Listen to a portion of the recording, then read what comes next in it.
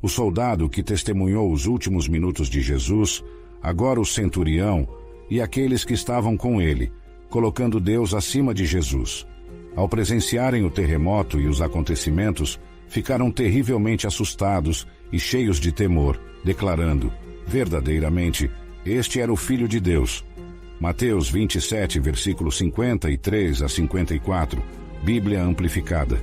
Foi o momento em que o trabalho do centurião era garantir que a crucificação fosse realizada corretamente, sem complicações. Ele geralmente estava encarregado de uma centena de soldados. Durante a crucificação, sua coragem e inteligência o ajudaram a subir nas fileiras, tornando-se um soldado da mais alta ordem, alguém frio e eficiente. Mas naquele dia, ao testemunhar o evento mais marcante de sua carreira, a cena da crucificação de Jesus era tão impressionante que até mesmo um centurião romano endurecido reconheceu que este era o Filho de Deus. Aquela realização significava que Jesus era inocente do crime pelo qual estava sendo punido. O centurião deve ter sido tomado por uma mistura de emoções ao perceber que havia supervisionado a crucificação de um homem inocente. Suas palavras não foram de um recruta assustado, nem de um soldado facilmente manipulável, mas de um veterano experiente, acostumado a ver inúmeras mortes horríveis, pelas quais era responsável. Jesus estava na cruz por uma razão específica, e o centurião, ao compreender isso, deve ter sentido uma mistura de surpresa e compaixão. Não eram apenas palavras sussurradas de medo, mas conclusões ponderadas de alguém que havia testemunhado incontáveis execuções e condenações. Ele estava ciente da forte condenação dos líderes religiosos judeus que colocaram Jesus na cruz por blasfêmia, uma ordem que ele, como soldado, deveria seguir. Mas o centurião abandonou a condenação e proclamou a afirmação de Jesus. Por quê? Porque os argumentos em favor de Cristo eram avassaladores. Devemos lembrar que esse homem havia supervisionado muitas crucificações, mas algo extraordinariamente diferente aconteceu naquela execução em particular. O que ele viu? Cenas dos eventos do julgamento, da prisão e da crucificação de Jesus, combinadas em um relato convincente.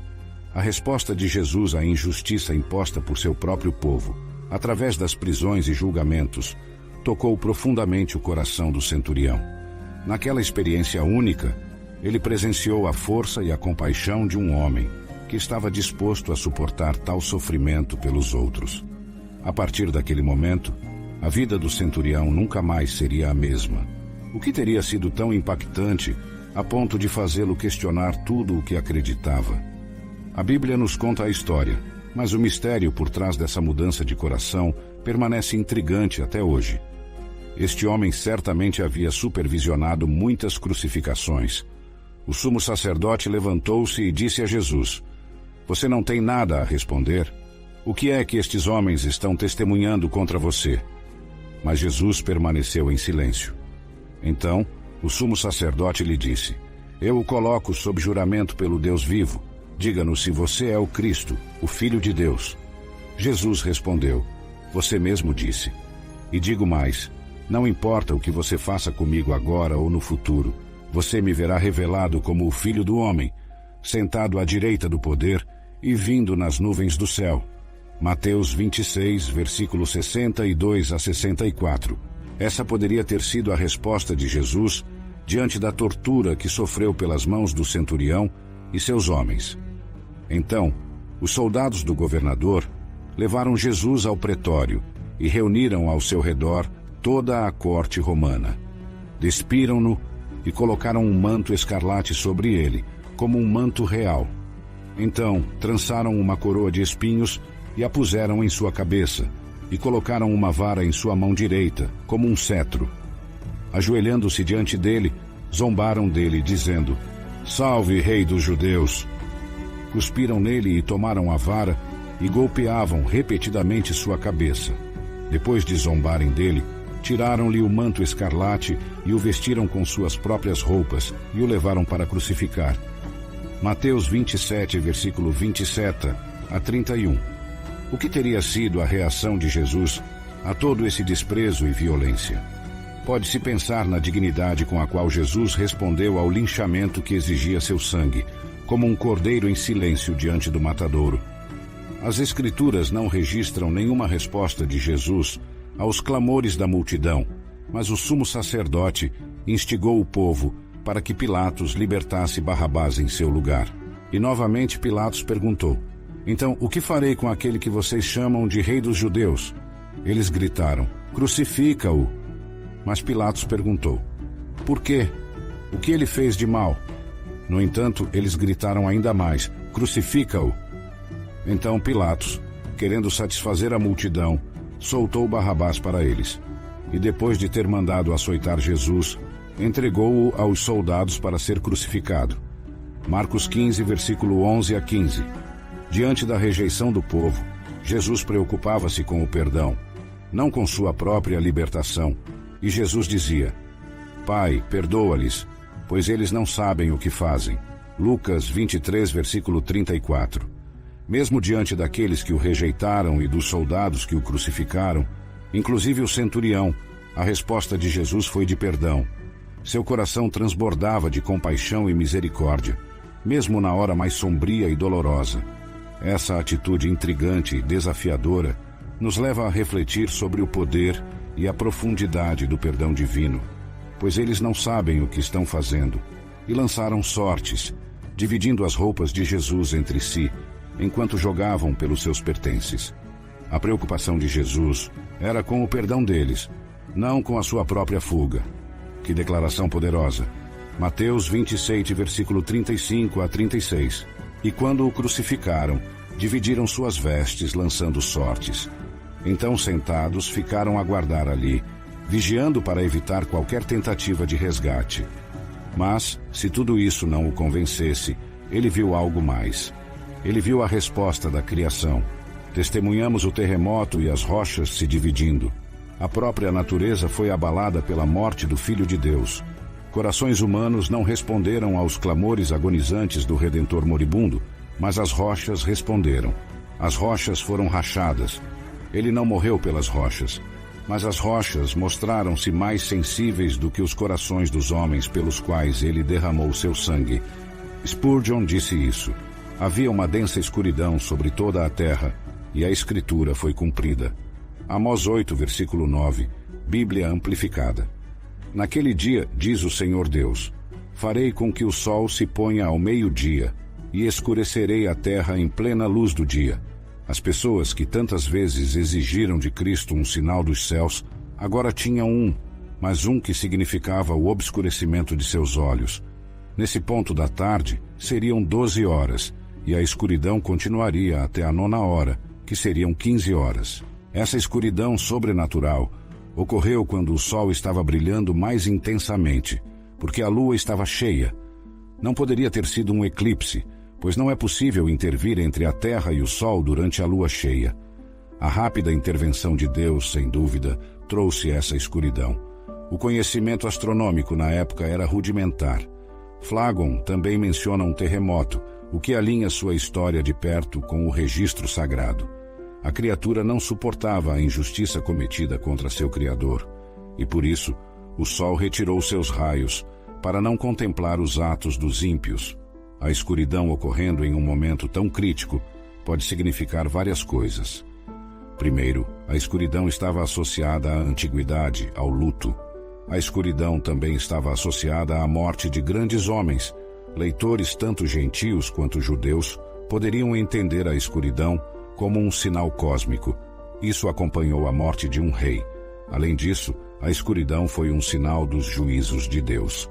Os túmulos foram abertos, e muitos corpos dos santos, o povo de Deus que havia adormecido na morte, foram ressuscitados e saíram dos túmulos após a sua ressurreição. Eles entraram na santa cidade de Jerusalém e apareceram a muitas pessoas. Mateus 27, versículos 52 a 53, Bíblia amplificada. Esses primeiros milagres realizados em conexão com a morte de Cristo foram típicos de maravilhas espirituais que continuarão até que ele volte. Corações endurecidos se rompem, sepulcros de pecado se abrem, aqueles que estavam mortos em transgressões e pecados são ressuscitados e saem dos túmulos para a santa cidade, a Nova Jerusalém. Spurgeon disse isso. Mas observe que foi somente após a ressurreição de Jesus que os ocupantes desses túmulos foram ressuscitados e foram para Jerusalém, onde apareceram a muitos. A Bíblia não diz se esses santos ressuscitados morreram novamente ou foram para o céu com o Senhor Jesus. Claramente, o centurião ficou chocado por testemunhar tal evento dramático durante as últimas horas de Cristo, especialmente porque ele nunca havia visto algo assim antes. Isso causou um impacto quase imensurável nele. O centurião e suas tropas ficaram muito assustados, apesar de terem aprendido a lidar com o medo. Agora, eles estavam experimentando um terror absoluto. Jesus não apenas causou um impacto em homens rudes e endurecidos como o centurião romano, mas também impactou mulheres, inclusive mulheres como Maria Madalena, era a mulher que antes estava possuída por demônios e que seguiu Jesus desde a Galileia. Havia também muitas outras mulheres ali, observando à distância, que tinham acompanhado Jesus desde a Galileia e o serviam, entre elas, Maria Madalena e Maria, mãe de Tiago e José, e a mãe dos filhos de Zebedeu, Tiago e João. Mateus 27, versículos 55 a 56. Seja ele um pagão, como o centurião, ou um ladrão na cruz que creu e foi salvo enquanto Jesus estava pendurado na cruz, a simplicidade e a essência são as mesmas. Todos os que são salvos por causa da morte de Jesus. Na cruz, o trabalho começou imediatamente e tem continuado por 2 milênios. É essa poderosa cruz e o amor demonstrado ali que toca corações, inclusive o coração endurecido e cansado de batalhas de um soldado de carreira, levando-o da morte para a vida. Dizem que o chão é sempre nivelado aos pés da cruz. Era assim no primeiro século e ainda é hoje. Aos pés da cruz, todos, pobres e ricos, encontram um terreno igual para se ajoelhar e abraçar o Cristo que morreu por eles. Verdadeiramente, este é o Filho de Deus. Ouvimos e acreditamos. A jornada não deve terminar aí. Devemos ter paixão para conhecê-lo mais profundamente. Filipenses 3, versículo 10. Para que eu o conheça, e a força da sua ressurreição e a comunhão de seus sofrimentos, conformando-me a ele na sua morte, que esse mesmo desejo arda em nossos corações, para que possamos conhecer honestamente aquele que nos amou e se entregou por nós. Não podemos deixar de nos perguntar como o contato com Jesus afetou a vida dos soldados. Eles se tornaram cristãos?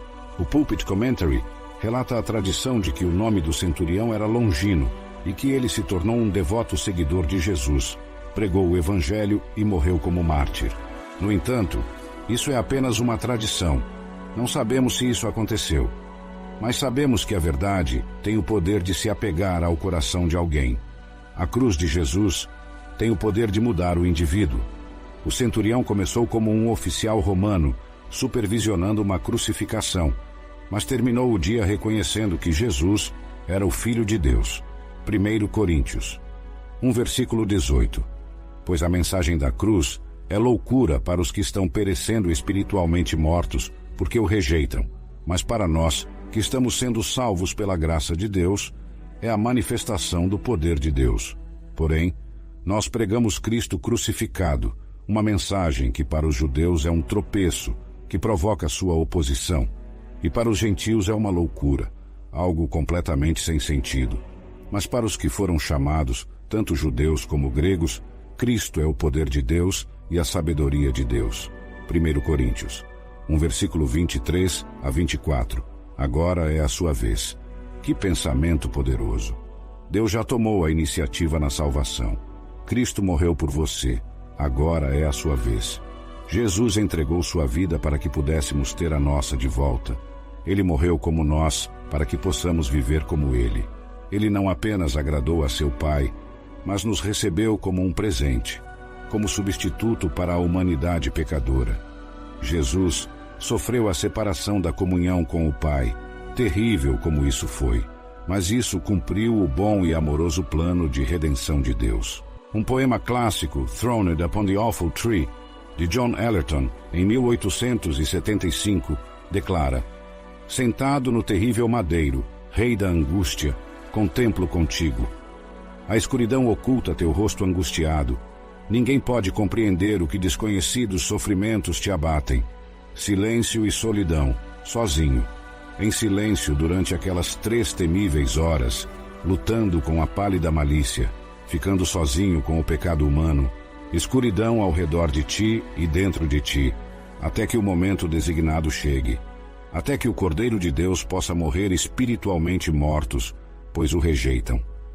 Mas para nós, que estamos sendo salvos pela graça de Deus, é a manifestação do poder de Deus. Porém, pregamos Cristo crucificado, uma mensagem que é para os judeus uma pedra de tropeço, que provoca sua oposição, e para os gentios é loucura, algo completamente sem sentido. Porém, para os que foram chamados, tanto judeus como gregos, Cristo é o poder de Deus e a sabedoria de Deus. 1 Coríntios 1, versículo 23 a 24. A bola está com você. Que pensamento poderoso! Deus já tomou a iniciativa na salvação. Cristo morreu por você. Agora é a sua vez. Jesus entregou sua vida para que pudéssemos recuperar a nossa. Ele morreu como nós para que possamos viver como Ele. Ele não apenas agradou ao seu Pai, mas nos recebeu como um presente, como substituto da humanidade pecadora. Jesus sofreu a separação da comunhão com o Pai. Terrível como isso foi, mas isso cumpriu o bom e amoroso plano de redenção de Deus.